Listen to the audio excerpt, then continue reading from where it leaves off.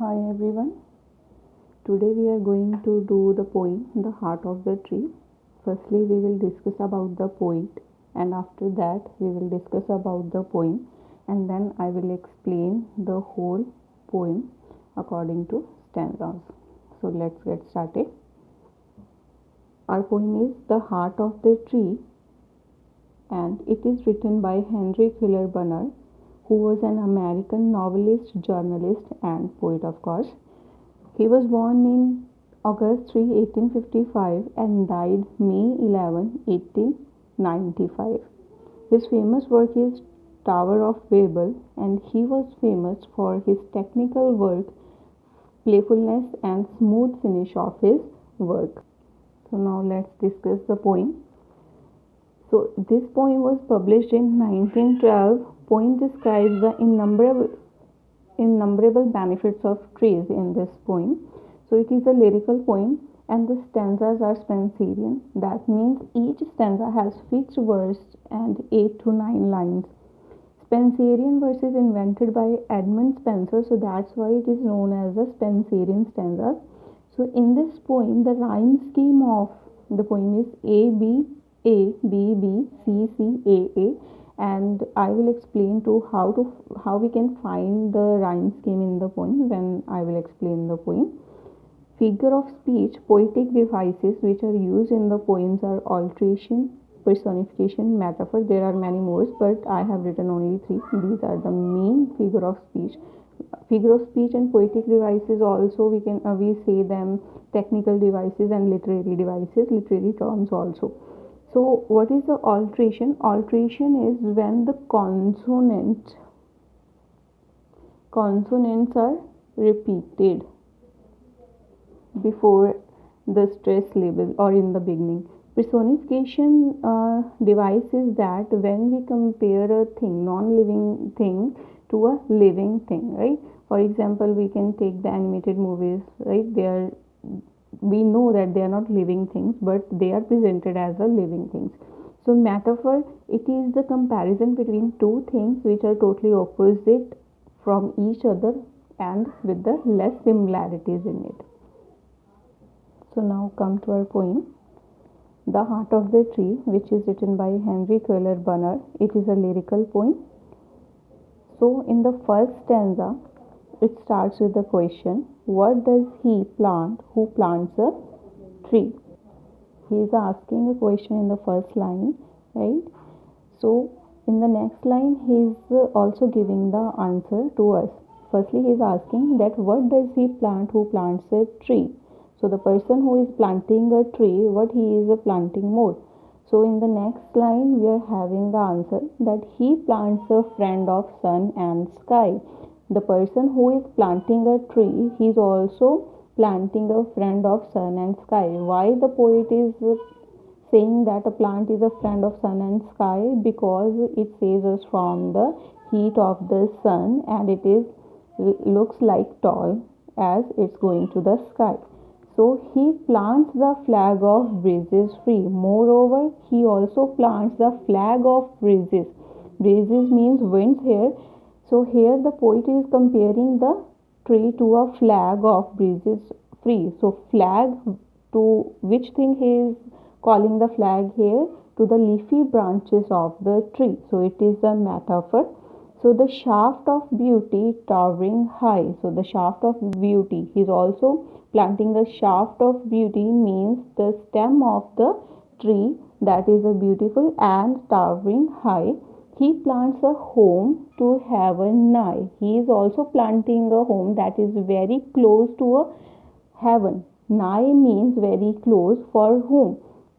He plants a home, it's like a heaven for the birds, for song and mother croon of birds. For the birds and mother croon means the baby birds, right? So in hushed and happy twilight heard. So in hushed and happy twilight means the dusk time, right? When the birds used to sing and chirp. So in this time they are happy and chirping. The travel of heaven's harmony. So the atmosphere there is very harmonious. These things he plants who plants a tree. So all of these things are planted by a person who is planting a tree. So in the first stanza, right, the poet uses a word heaven. So heaven word in the first stanza tells us that the person who is planting a tree is definitely doing a work which is very heavenly. So now let's talk about the rhyme scheme and the figure of speech. So firstly we will discuss about the rhyme scheme. So when we are having a stanza of the poem, right, you have to just look at the last word of the poem. So as we are having a first word tree, right, it will be a because it's, and the next second line in the word is sky. They are different from each other in the rhyme. Tree, sky. No, they are not right, and they are not. Their rhyme scheme is not matching. So we come to the third line. Sorry. So it's the last word of it is a free. So here the rhyme of free is similar to tree. Tree, free. So in the first line it is A. So definitely in the third line it will be A. Then tree is A. Sky we will mark it as a B. Free as it's similar to A, it will be A. Sky and high both are similar to each other, so it will be also B. Nigh, it's also similar to high, the last line, and the sky, then it will remain as B. Is it clear? The words at the last, the word of the last, right, lines, if they are similar to each other, then they will count similar. Like tree, free, they will count as A. Sky, high, nigh, we will count them as B. So like this, when you will do that, you will get your rhyme scheme. So let's talk about the figure of speech. So in the first line, right, what does he plant? Who plants a tree? So the more stress is on the tree, that a person who is planting a tree, right, what he is planting. So he is talking about the tree. So stress is a tree. Who and before who. So here plant, the first consonant is P, and here also in the word is P.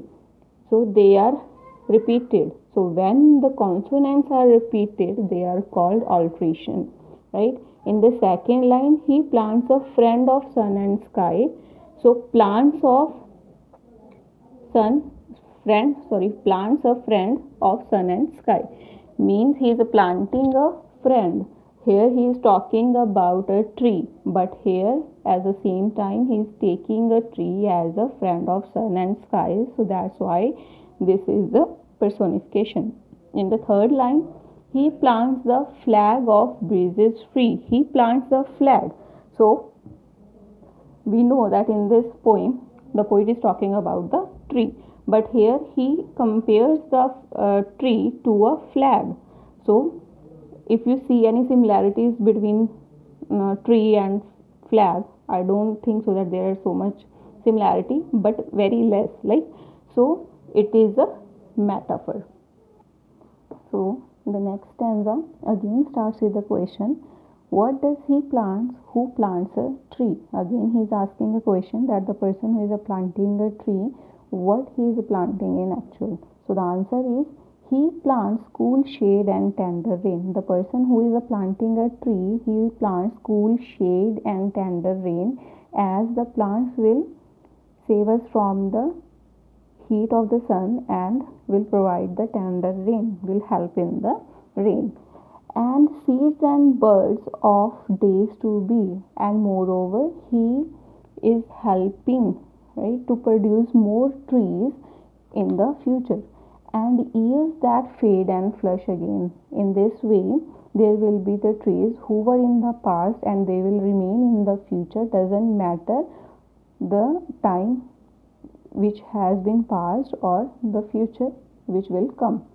So the plant, sorry, he plants the glory of the plain. If he is planting a tree, he is also planting the glory of the plain. Plain here is referred to the plain area where we are living. So he plants the glory of the plain. If we are planting the trees, they will glorify the plain area. So he plants the forest heritage. Like this, he is also planting the forest heritage. Means if he is planting a tree can carry more trees inside it, right. In this way there are many more trees.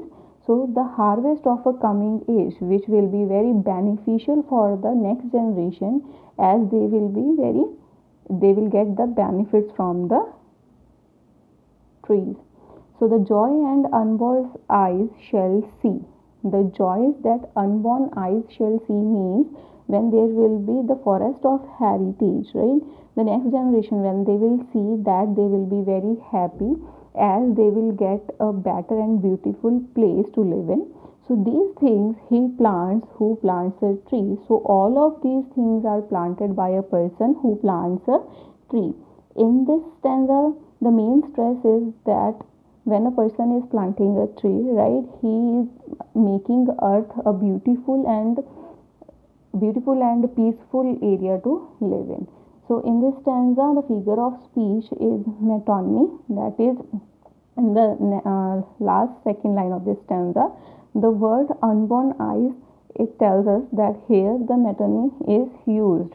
So what is metonymy here? When a word is replaced with another word which is closely associated with it. So in this line, unborn eyes are used for the humans, right? But instead of human, the poet has used the word unborn eyes. So that's why it is metonymy. Another example I can give you, that if you want to use the word king, right? King word, but you are using the word crown instead of king, that will be the metonymy. So our next stanza, which is the last one, is also started with the question that what does he plant who plants a tree. Again the poet is asking the question that what does he plant who plants a tree. So the answer is he plants, comma, in sap and leaf and woods. He is planting in sap and leaf and wood. These are the part of a tree. Sap, the cell of the tree, leaf and woods. He is planting in the tree because he is having the love of home and loyalty towards his nation, and he is having the sense of duty and blessings from his nation, and far cast thought of civic good because of his sense of duty towards his nation. That's why he is planting his blessings on the neighborhood, right? Because of the sense of duty towards his nation, loyalty and love for his nation, he plants a tree, and with that he is planting his blessings on his neighborhood. One thing in this line, have a keen look in this, that his, H is a capital in this line, right, where we are using this pronoun for the person who is planting a tree. Why we have the poet has used a capital for this person is because that person is powerful, right? He is powerful and makes a destiny of a nation. So that's why he is regarded as a powerful person. So if he plants a tree, he plants the blessings for neighborhood. That means the other nations and his neighbors can get the benefit from them. Who in the hollow of his hand, who here the same person we are talking about, in the hollow of his hand means in his palm holds all the growth of our land. He is holding the growth of our land, means the nation's growth is in his hand, because we can get many benefits from the trees.